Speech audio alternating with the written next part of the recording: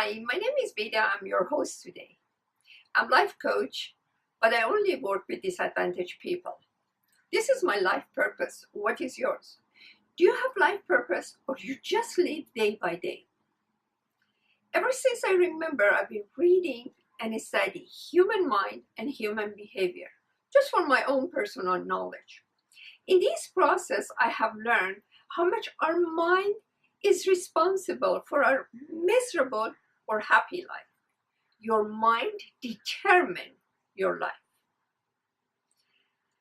I finally find my life purpose, and I know what I want to do, and I know where I want to go, and I want to take with me as many people as I possibly can. In this journey, we're just going to understand the basic of life reality.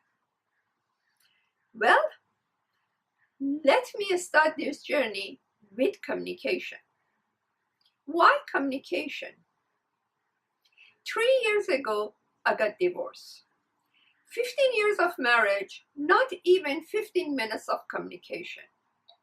After my divorce, I have decided to research and study to find out why two people, they have everything in common and they're fond of each other. They couldn't talk to each other for 15 years of their marriage. I followed a few mind scientists, Aaron Hubbard, Herbert Simon, Dr. Abraham Tversky. I read their books, I got in their classes, I listened to their CDs. What I learned, surprisingly enough, was so basic. We already know, we know everything. How we apply it in our life is a different story. Let me ask you a question. Do you know your spouse's favorite color? Do you know your sister's favorite food? Communication equals understanding. People starve to be understood. Communication is a basic relationship between two people. You want to improve your relationship with anybody in your life, you just need to work on your communication. I have my whiteboard here. I'm going to talk about communication. To have communication, we're going to start with the circle of life balance. Anything and everything you want to start in your life is a start and end with the circle of life balance. This is another great chapter of our life, which I talk about it in the future. Today, we talk about communication in a circle of life balance. And to have effective communication, we have three important facts. The very first fact is your emotional response. Affection, attraction, love, like, closeness, and they all has to be a positive emotion. The second fact is your reality, is your agreement, fact, truth. The third fact to have effective communication is talking and listening. They're both as important in communication. These three elements are interdependent on each other. If one drop, the other two will drop.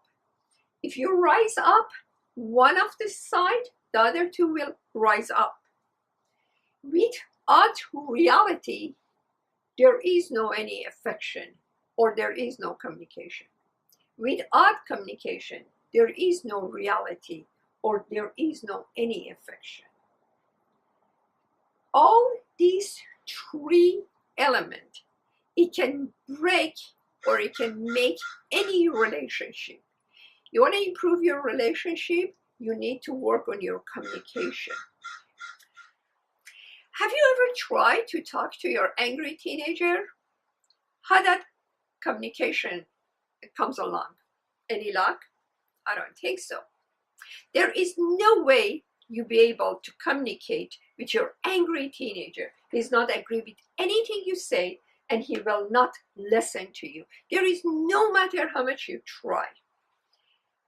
Anger is a negative emotion. The only thing you can do to improve your communication with your angry teenager, change his emotion. You just need to work on that area. Just give him so much love and affection. Turn around his anger. Change it to affection, change it to love, change it to like. Then you'll be able to communicate with him. He'll be agree with anything you say, and he will listen to you. If you work on one side of the issue, the other two will improve. Let me give you another example. Not too long ago, I went to animal shelter to adopt a dog. And I saw this couple looking for a dog.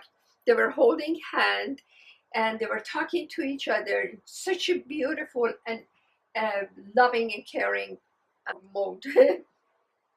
And then a few minutes later, and they found a dog they really loved. They both loved that dog. It was a small dog. And she said, "Oh my God, I love this dog. I always want a poodle." He looked at her and said, "Poodle? This is not poodle. This is Maltipoo." She said, "No, it's poodle. You don't know anything about the dog." Their conversation started turning ugly. What happened is they were not agree on the gender of the dog. They didn't have the same reality. Their communication is really turned ugly. Their affection is gone. They were not listening to each other. They both tried to convince the other one. 10 minutes after, they left the premises without adopting the dog. When one side of this equation drops, the other two will drop. If you want to improve your relationship with your spouse, with your sibling, with your parents, with your friends, with your coworker, not too much of coworker. Coworker, you usually have interchange an idea without emotion. With your spouse, you have communication. Communication is interchange an idea with emotion. Now, in my situation, 15 years of marriage, agreement was there, affection was there, but no communication. This is another great chapter in communication, which I'll talk about it next month because I do not want to make this video too long.